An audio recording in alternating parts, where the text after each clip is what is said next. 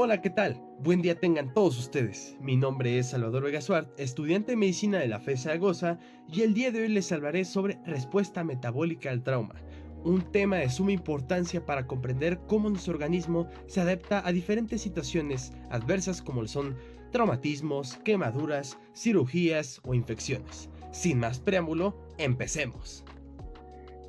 Entrando en conceptos, ante una lesión existe una respuesta sistémica. Existen ajustes que van a tratar de garantizar la supervivencia del individuo, entre ellos ajustes inmunológicos, neuroendocrinos y metabólicos. Sobre todo nos importan estos últimos, es el eje central de esta plática, pero bueno, hablaremos un poco respecto a los demás. En la parte inmunológica, recordemos que existe una respuesta inmune innata y adaptativa, las cuales en los primeros días respondiendo a una lesión va a existir una actividad proinflamatoria, va a haber una agudización, van a haber células proliferando, siendo reclutadas e infiltrándose, y esto se ve relacionado mucho con la leucocitosis vista clínicamente, y también van a haber, digamos, producción de citocinas, de otros mediadores inflamatorios que se ven expresados, por ejemplo, con la fiebre. Sin embargo, existe una respuesta proinflamatoria que es contrastada por la respuesta antiinflamatoria. Esta respuesta antiinflamatoria tampoco es como que llega al extremo de ya eliminar todo, porque tampoco es bueno. Sin embargo, mantiene un estado persistente que eventualmente va a llegar otra vez a la homeostasis. Sin embargo, es muy importante que esta respuesta proinflamatoria no se agudice, porque podría llegar a una falla multiorgánica o también puede llegar a un síndrome persistente de respuesta inmune. Entrando en las fases de la respuesta metabólica al trauma, encontramos principalmente dos: la fase o hipodinámica y la fase flow o hiperdinámica. Entre ellas dos, que más bien vendría siendo esta, la hipodinámica, encontramos la hibernación metabólica, que como su nombre lo dice, pues el metabolismo está un tanto apagado, está disminuido, y de cierta manera se está preparando para que dentro de 2 semanas posteriores a la lesión se presente la actividad hipercatabólica que iremos viendo más adelante. Dentro de la fase hiperdinámica encontramos dos fases dentro, ¿no? Digamos, la fase aguda y la fase adaptativa. La fase aguda es básicamente lo que les iré platicando poco a poco, y la fase adaptativa es la recuperación de la homeostasis, la parte anabólica. Para hablar de la fase hipodinámica debemos entender primero cómo nuestro cuerpo detecta la agresión, pues hay muchísimos estímulos en torno a esta fase. El que más nos interesa es cambio en el volumen, una hipovolemia. Hay otros como un aumento en la osmolaridad, menos oxígeno, más dióxido de carbono en sangre, o también incluso un pH más ácido sanguíneo, la nocicepción captada por aferencias sensitivas, y gran parte de esto se dirige al sistema nervioso central y estimula a diferentes respuestas que veremos un poco adelante. Hay muchos quimiorreceptores, varoreceptores, entre otros receptores que se encuentran sobre todo en aurícula, seno aórtico, cuerpos carotídeos, y al momento de detectar estos cambios, pues de igual forma, ¿no? La hipovolemia pues manda esta información acá, la hiperosmolaridad pues es detectada igual a través del sistema nervioso central en la parte hipotalámica, donde pues ya habrá una respuesta que les comentaré después. Las aferencias sensitivas igual se van para acá, y también en la parte inmunológica que mencioné con anterioridad, pues hay patrones moleculares asociados al daño o moléculas DAM, las citocinas y moléculas de señalización, interferones, interleucinas, de factores de necrosis tumoral, entre otros, los cuales van a viajar por torrente sanguíneo y se van a dirigir a puntos permeables de la barrera hematoencefálica, denominadas órganos circunventriculares, como la glándula pineal, el área postrema. También encontramos incluso la misma neurohipófisis, entre otras. Es también de mencionarse que ante estímulos como la hipovolemia también van a haber señales que se van a dirigir propiamente a las células yuxtaglomerulares, que también tendrán un efecto que mencionaré posteriormente. A partir de todos estos estímulos existe una respuesta neuroendocrina muy importante, que va a traer consigo activación de ejes y sistemas, los cuales pues van a traer consigo en efecto común en esta fase hipodinámica un aumento del volumen extracelular. Uno muy importante es el eje hipotálamo hipoficiario suprarrenal, donde a partir de la estimulación nerviosa en la capa fascicular de la corteza suprarrenal se estimula la liberación de cortisol, que aumenta la reabsorción de agua y sodio por efecto osmótico, y esto pues que trae aumento de la volemia. Hay un efecto sinérgico actuando a partir de el sistema renina-angiotensina-aldosterona también, iniciado por el estímulo de las células yuxtaglomerulares, en las cuales por una parte la angiotensina 2 va a tener un efecto vasoconstrictor a nivel sistémico, y la aldosterona va a tener un efecto prácticamente similar igual a la hormona del cortisol, ¿no? Y por otra parte encontramos también a la hormona antidiurética, la cual se encuentra en hipotálamo, y ante una hiperosmolaridad que ya les mencioné, va a ser liberada después por la neurohipófisis, digamos, abriendo canales de aquaporinas en las nefronas y permitiendo reabsorción mayor de agua. Y todo este aumento de agua reabsorbiéndose al organismo, ¿qué trae consigo? Un volumen extracelular. Pero todo esto tiene un costo: disminución de la uresis, ¿no? Eso es muy importante a considerar. Y por una parte, el sistema nervioso simpático también se ve activado. A partir de la activación de receptores adrenérgicos, clínicamente esto lo podemos ver con aumento de la frecuencia cardíaca, frecuencia respiratoria y también de la tensión arterial. Todos esos datos clínicos se ven reflejados básicamente a partir de la respuesta neuroendocrina.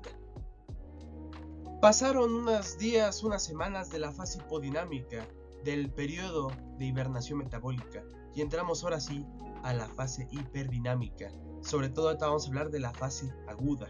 Tenemos un estado hipercatabolismo que consume muchísimo oxígeno y que produce mucho lactato por la respiración anaerobia celular, lo cual conduce a un estado de acidemia.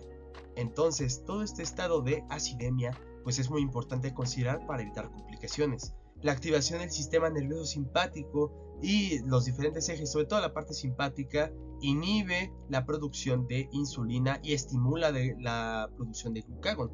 También se estimula la producción de noradrenalina y pues los diferentes ejes, ¿no? Estimula la producción de GH y de cortisol. Ya les hablo un poco de la parte de cortisol, y todo esto en común. Cada una de ellas tiene como ciertas especificaciones, pero en común traen consigo el efecto de gluconeogénesis, pero para la gluconeogénesis requerimos muchas veces de estas otras rutas metabólicas, ¿no?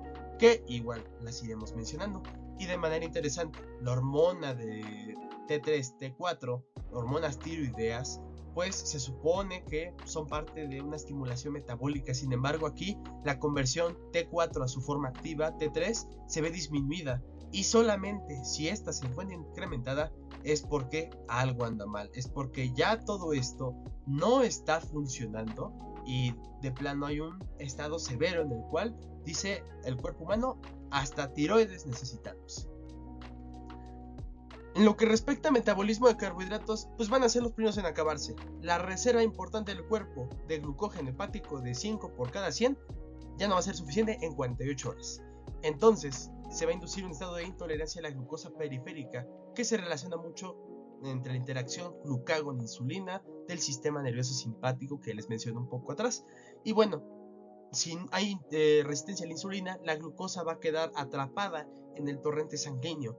Claro, hay procesos todavía que producen ATP, la glucólisis, todo lo que le sigue, formando piruvato y lactato. Sin embargo, ante falta de energía, por ejemplo, el piruvato no se va a transformar en acetilcoenzima A por el complejo piruvato deshidrogenasa. Entonces, acumulación de piruvato y lactato van a ser redirigidas a lo que viene siendo el hígado y de estimular la gluconeogénesis hepática, responsable de 5 a 7 miligramos por kilo de peso por minuto, en básicamente lo que viene siendo un 30% de las demandas energéticas en la respuesta metabólica al trauma. Y bueno, aquí es muy importante, nada más de mención, el ciclo de Cori como un ciclo constante de reciclaje de sustratos para aprovechar lo más que se pueda la producción de glucosa. Sin embargo, pues hay más sustratos que veremos a continuación. El metabolismo de los lípidos es muy importante, debido a que constituyen en un estado de estrés crónico el 50 al 80% de la demanda energética.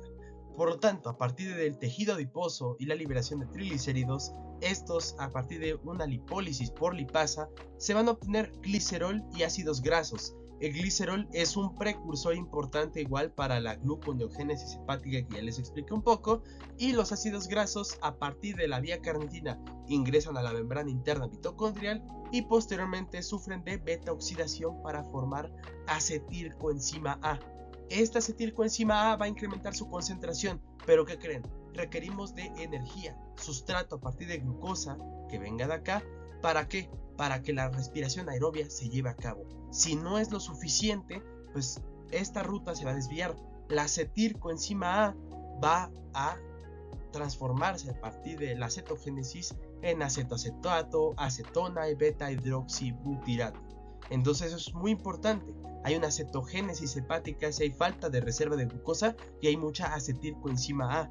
Y esta cetosis, digamos, va a verse excretada sobre todo en la orina y también en pulmón. En lo que respecta al metabolismo proteico, este ya se encuentra causando problemas desde la fase EP. Sin embargo, en la fase flow es donde nos ocasionará mayores complicaciones. Entre la semana 3 y 7 hay una pérdida muscular importante. Pero bueno, todo surge a partir del sistema ubiquitina-proteosoma del tejido muscular.